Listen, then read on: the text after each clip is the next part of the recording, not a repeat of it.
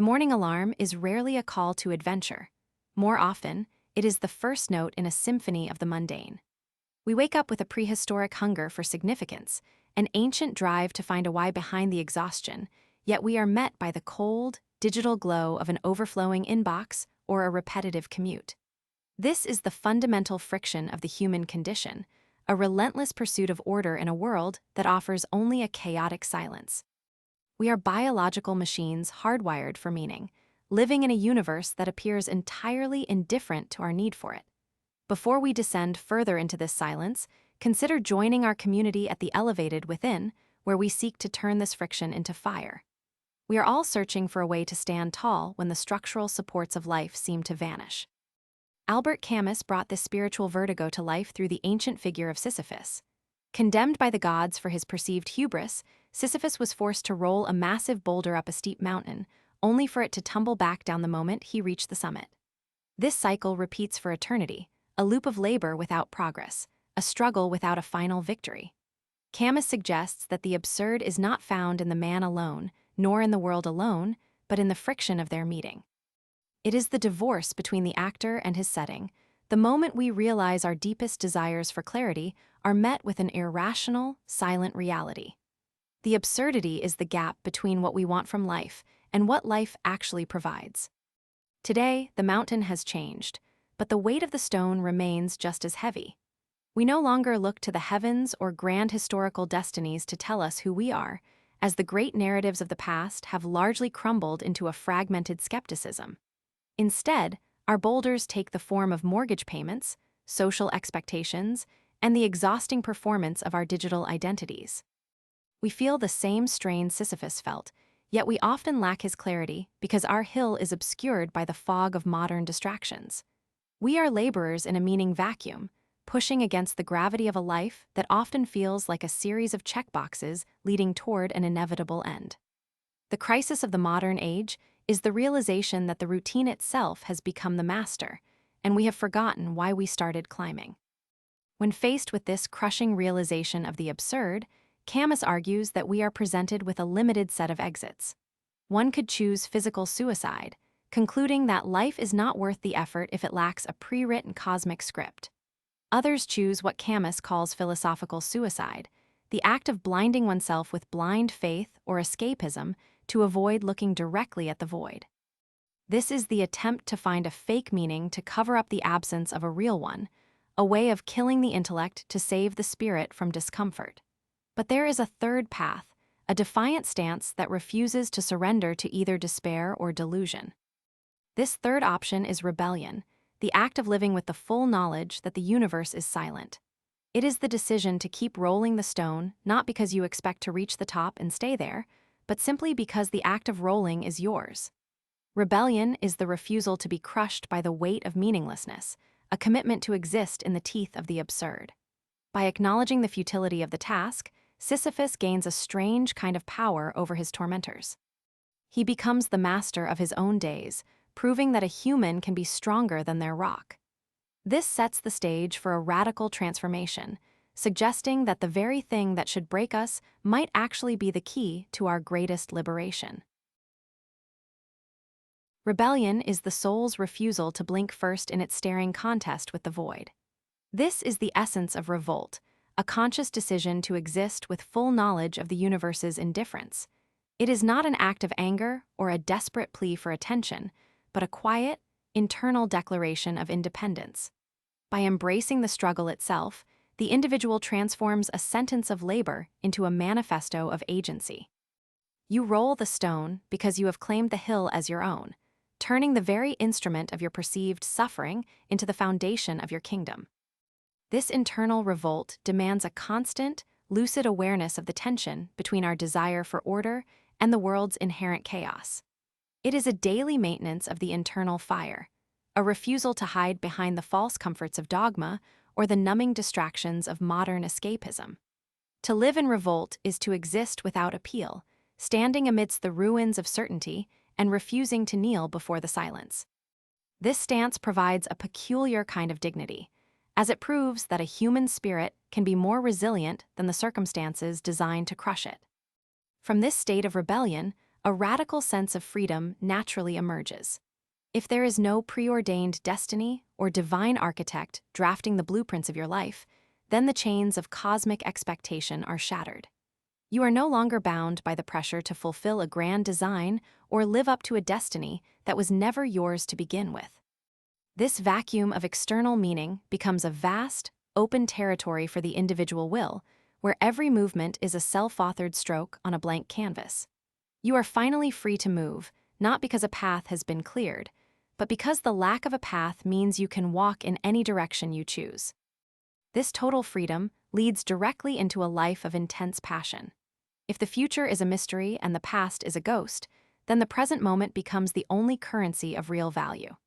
To live passionately is to exhaust the possibilities of the here and now, drinking deeply from the sensory and intellectual experiences available in the immediate environment. It is the pursuit of a vast quantity of life, experiencing as much as possible with as much awareness as possible.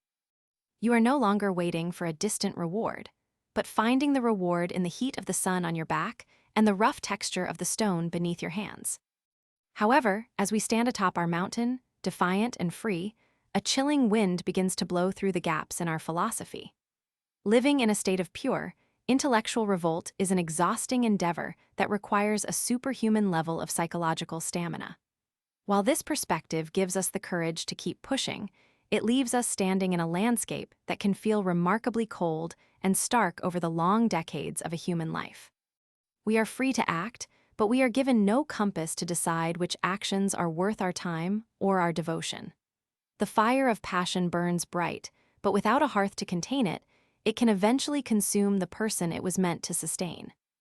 The limitation of a purely absurdist worldview is that it can eventually feel like a sophisticated form of endurance rather than a way of truly thriving.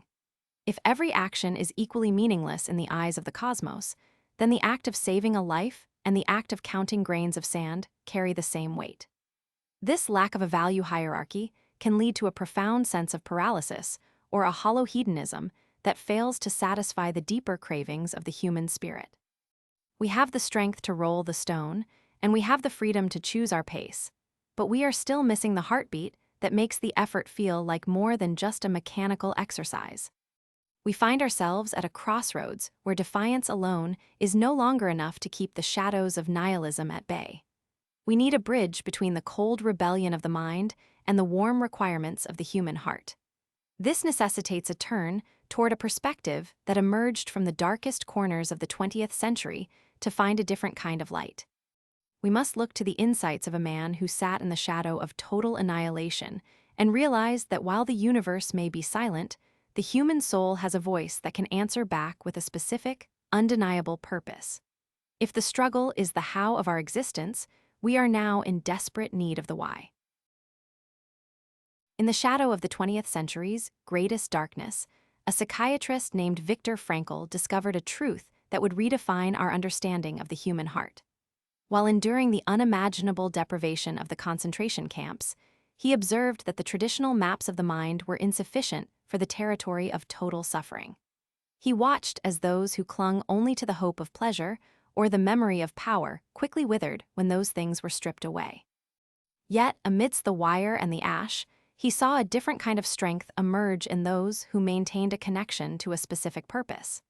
These individuals proved that the human spirit is not merely a product of its environment, but a force capable of transcending it through the pursuit of meaning. This observation became the foundation of logotherapy, a perspective that identifies the will to meaning as the primary motivational drive in every human being. Unlike the theories that prioritize the pursuit of comfort or the acquisition of status, this approach suggests that our deepest hunger is to find a reason for our existence. We are not just biological entities reacting to external stimuli, but seekers who require a why in order to bear the how of our daily lives. This shift moves us away from a self-centered focus on our own feelings and toward a world that constantly presents us with opportunities for significance. It is a call to recognize that our lives are not empty vessels, but vessels waiting to be filled with the weight of our commitments. Frankl identified 3 primary avenues through which we can discover this vital sense of purpose in our world. The first is the creative avenue, which encompasses everything we give to the world through our labor, our talents, and our unique contributions. Whether we are building a structure, raising a child, or solving a complex problem, we are expressing our values through the medium of action. This path allows us to see the tangible results of our presence, transforming the abstract concept of meaning into a concrete reality. By investing ourselves in a task that extends beyond our own immediate needs, we create a legacy that speaks for us even when we are silent. The second avenue is experiential, focusing on the richness we receive from the world through our encounters with beauty and our connections with others. This is the meaning found in the awe of a mountain range, the intricate patterns of a leaf, or the profound intimacy of a deep friendship. To experience love is to recognize the unique and irreplaceable value of another person, finding a reason for being in the simple act of witnessing their life. This receptive mode of existence reminds us that we are part of a larger tapestry of reality that deserves our attention and our reverence. It teaches us that meaning can be found not just in what we do, but in how we allow ourselves to be moved by the world. The most profound of these avenues is the attitudinal path, which concerns the stance we take toward the suffering we cannot avoid.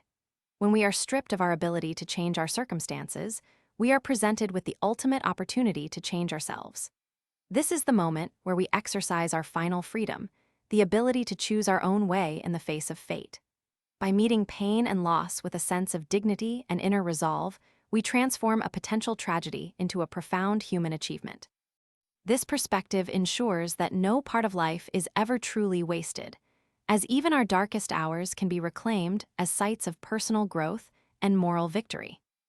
This leads to the concept of tragic optimism, the ability to maintain hope and find meaning within the inevitable realities of pain, guilt, and death. Rather than seeking to escape these aspects of the human condition, we are invited to integrate them into a coherent and purposeful life. We find meaning in pain by using it as a catalyst for empathy and resilience, and we find meaning in guilt by using it as a motivation for change.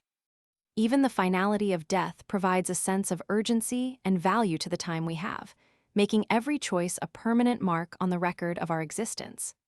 This mindset bridges the gap to the absurd, suggesting that while the boulder is heavy, the act of carrying it can be an expression of our highest self. A fundamental shift occurs when we realize that meaning is not something we invent to soothe our egos, but something we respond to in the world around us. We are not the ones who should be asking what the meaning of life is, for it is life that is constantly posing that question to us. Every situation we encounter is a specific call to action, a unique puzzle that only we are equipped to solve through our choices. Responsibility then becomes the defining characteristic of a meaningful life, as we stop waiting for a sign and start providing the answer through our conduct. This turns our existence from a passive experience of endurance into an active dialogue with the reality we inhabit. By synthesizing the defiance of the absurd with the specific search for meaning, we begin to see our repetitive struggles in a new light. We no longer roll the stone out of a blind refusal to quit, but because the act of rolling has become a vessel for our unique contributions and connections. The mountain is no longer a prison of futility, but a stage where we demonstrate our capacity to find value in the midst of chaos. We are learning to speak back to the silent universe, not with a cry of despair, but with a clear and steady voice of purpose. The path forward is no longer just about surviving the climb, but about transforming the climb into a testament of the human spirit's enduring power. The cold fire of rebellion provided by Camus is the essential first step, a refusal to be extinguished by the silence of the stars, but it is Frankl who provides the oxygen that allows that fire to actually warm our lives. We accept the absurd premise that the universe has no pre-written script for us, yet we refuse to let that space remain an empty vacuum of nihilism. By weaving these two threads together, we create a tapestry of defiant meaning where the lack of a cosmic plan is no longer a tragedy, but a liberation. We are no longer merely enduring a sentence. We are architects of a purpose that is valid precisely because we are the ones who authored it. This synthesis allows us to be both the rebel who rejects the void and the healer who fills it with the substance of our deepest values. This synthesis finds its true power not in grand philosophical debates, but in the quiet, repetitive moments that make up the bulk of our existence. When you sit before a screen of cold data or face the endless cycle of domestic chores, the first step is to look the absurdity directly in the eye and acknowledge that these tasks do not hold some intrinsic, cosmic weight. Once you have stripped away the false expectation that your work must be validated by the heavens, you reclaim the freedom to be there by your own choice. You then apply the logotherapeutic hook, asking yourself what specific value this moment can serve, whether it is providing security for those you love or finding a rhythmic beauty in the precision of the task itself. This turns a soul-crushing routine into a deliberate ritual, where the focus shifts from the outcome of the labor to the character of the labor. The weight of the stone does not change, but the gravity acting upon it is altered by the quality of our intent. When we move from a state of passive endurance to active contribution, the very nature of our labor is transformed from a burden into a bridge. We are no longer pushing against the world. We are pushing for something that resides within the world, turning the mundane into a sacred exercise of the will. This is the practical application of a soul-infused Sisyphus, one who recognizes the loop of life but chooses to fill each rotation with a specific, personal resonance. Every step up the hill becomes an opportunity to demonstrate that the human spirit is not a victim of the hill, but the very reason the hill matters. When Camus famously concluded that one must imagine Sisyphus happy, he left us with a haunting image of a man smiling at his own torment out of sheer defiance. Through the lens of Frankl, that happiness gains a heartbeat and a history, shifting from a grimace of pride to a genuine glow of fulfillment. Sisyphus is not happy simply because he is stubborn. He is happy because he has found a way to make the hill his own through a series of internal commitments that the gods can never touch. He has found a why that allows him to bear the how of the eternal climb, proving that even a life of repetition can be a life of profound significance. It is not the absence of the struggle that brings joy, but the realization that the struggle is the canvas upon which we paint our own dignity. Living this synthesis requires a daily commitment to being the primary responder to the questions life asks us through our circumstances. We must stop waiting for a grand revelation to descend from the heights and instead begin to project our own values onto the landscape we inhabit. This is a life of radical responsibility, where every frustration is seen as a task, and every moment of boredom is an invitation to exercise our creative agency. By consistently looking for the potential for meaning in the smallest interactions, we build a reservoir of purpose that sustains us when the slope of the mountain becomes particularly steep. Over years of practice, this discipline transforms the very texture of your reality, making you the sovereign of your own experience regardless of the external conditions. The silence of the universe is not a wall, but a blank page, and the boulder you carry is the pen with which you write your story. Stop asking the world to justify your existence and start justifying the world through the integrity of your actions. The mountain is yours, the effort is yours, and the meaning is entirely yours to claim. If you are ready to continue this climb with us and transform your perspective into a source of power, subscribe to The Elevated Within and let us walk this path together.